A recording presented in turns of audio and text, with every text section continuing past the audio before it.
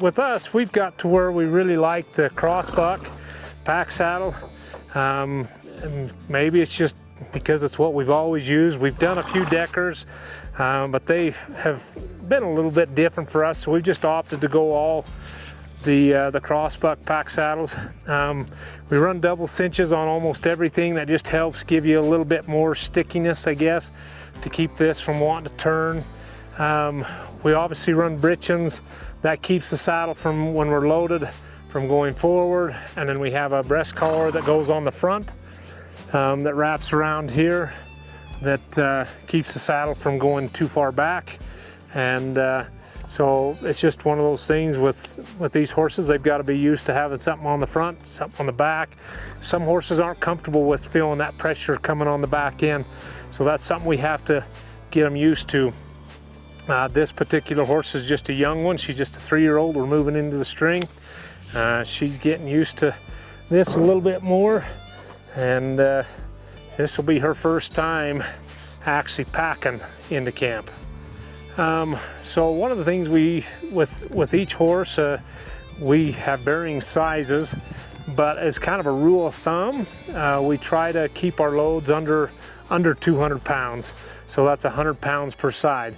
We're very particular when we're making our loads up on weighing, because if you're even 5 pounds difference over a 2-hour ride can cause this saddle to roll.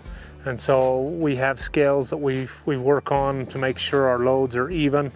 The other component of that is when your saddle's kicked sideways, you got your tree here, this bar will put pressure on the kidney of the horse and that top line, and it can cause them to soar up. And so, you know, for the comfort of the horse, we're running great big double pads.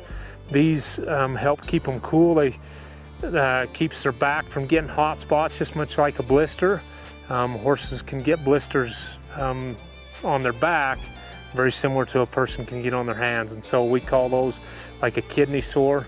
And a lot of times they're here on the back, where if a pack gets kicked sideways or even a saddle, it'll soar a horse up. So your loading is critical to making sure you keep a horse healthy and going for the season. So one of the things when we're tying strings together, we're always trying to pay attention to is the hierarchy of the horse string. And within our horse group, we have a hierarchy. You have some that are more dominant than others, and making sure you get the right ones in line plays a big part in your efficient trail coverage. When you're having problems on the trail, it can be sometimes caused by the horses that don't get along, the front horse kicking at the other one. We basically tied things together with a piggin string, which is a string designed to break if an accident happens.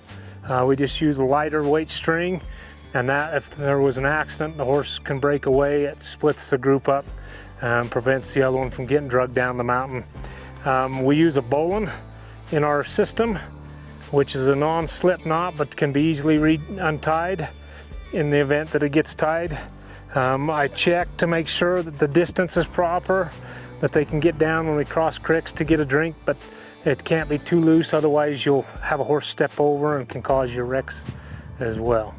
So the strings are a big part of getting into camp safely and without incident.